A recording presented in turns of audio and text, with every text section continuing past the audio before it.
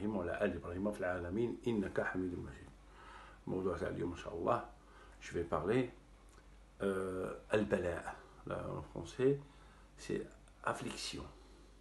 Et ça veut dire que tout le mal que tu peux avoir au cours de ta vie, ça peut être santé, ça peut être problèmes familiaux, conflits conjugal, problème, ton fils, ta mère, n'importe quel problème que tu peux avoir dans ta vie. Ça, c'est une chose que c'est pas le plus grand problème que tu peux avoir. Il y a un autre encore plus grand que tu peux avoir dans ta vie, et c'est le plus grand des grands. C'est de quitter cette terre étant non-croyant.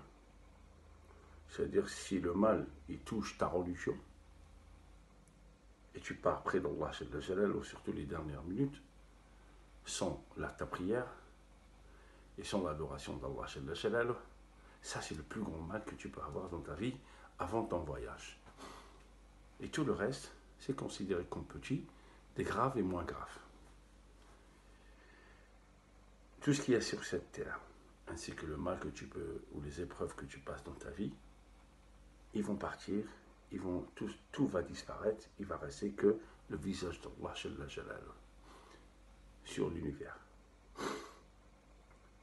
Tout le mal que tu peux avoir dans ta vie, des problèmes santé, argent, des dettes, n'importe quoi, conflit avec ta femme, divorce, même les divorces c'est douloureux maintenant, tous les problèmes, ta mère, ton père, n'importe quel problème. Sache une chose, qu'Allah, si t'envoie un truc ou tu perçois un truc, ça c'est une chose que Allah il t'aime. Il veut que tu reviennes vers lui. Et c'est à travers les épreuves qu'on réfléchit et qu'on tire les conclusions et qu'on revient près d'Allah, qu'on sait qu'il n'y a que lui, qu'on fait appel à lui pour nous enlever tous ces problèmes. Alors, pour vous rassurer et vous apaiser, notre prophète sallallahu alayhi wa sallam, en arabe et en français, il a dit إذا أصابتك مصيبة فتذكر مصيبتي صدق الرسول الله صلى الله عليه وسلم. Notre prophète il a dit, si vous avez un problème dans votre vie, peu importe la nature du problème, pensez à mon problème à moi, qui est notre prophète sallallahu alayhi wa sallam. Il a été chassé de la Mecque, ils ont essayé de le corrompre, ils ont essayé de le tuer, sorcellerie, poissonnerie, les critiques derrière son dos. Ils ont tout fait. Notre prophète sallallahu alayhi wa sallam, il n'a pas quitté la religion, il n'a pas voulu abandonner, subhanallah. C'est ça le plus grand problème qu'on peut avoir dans notre vie. Le reste, ça va partir. Et Allah, si t'envoie ça, c'est parce qu'il veut que tu reviennes vers lui. Pour qu'il te pardonne. Voilà le but d'Allah, pourquoi il nous envoie ça. Il y a tellement de mauvais actes sur cette terre-là, les viols, les assassinats, la violence sur la femme, les enfants, la population de Lot, le prophète Lot, les hommes avec les hommes, jusqu'à maintenant, jusqu'à ce jour, et ça existe encore. Le vol des pauvres, le vol d'héritage, accaparer les droits des enfants, dans le divorce, il y a beaucoup de choses. On est loin du chemin, du bon chemin. Parce que le diable, c'est son but à lui. Il te fait adorer ces gestes-là pour te faire égarer du bon chemin. Allah, il est en train de nous dire, c'est moi votre créateur, à travers Corona. Revenez vers moi.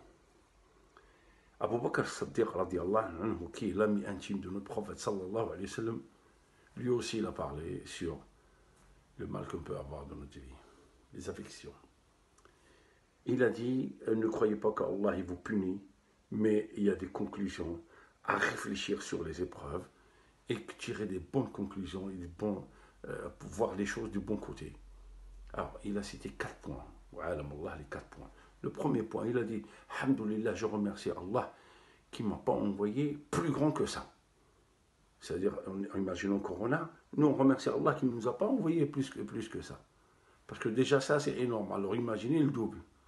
On dit Alhamdulillah. Deuxième point que Abu Bakr as-Siddiq il a dit. Alhamdulillah, remercions Allah Jalla Jalala, que ce problème qui est le mal qu'on peut avoir dans la vie, il n'a pas touché ma croyance et ma foi pour Allah Jalla Jalala. Je ne suis pas égaré du bon chemin, il n'a pas touché ma religion, et on remercie Allah Jalla Jalala. Le troisième point que Abu Bakr As-Siddiq a cité sur ce sujet-là, il a dit, parce que lui il croyait à l'inconnu, que ça soit bon ou mauvais. Il a dit, Alhamdulillah, si je suis patient avec ça, avec ces épreuves de la vie, je sais que ma récompense, c'est le paradis, parce qu'il n'a pas perdu sa foi, et il a cru à l'inconnu, que ça soit côté positif ou négatif, donc il a cru à Allah Jalla Jalaluhu. Donc même s'il meurt avec ça, il va partir croyant. Alhamdulillah.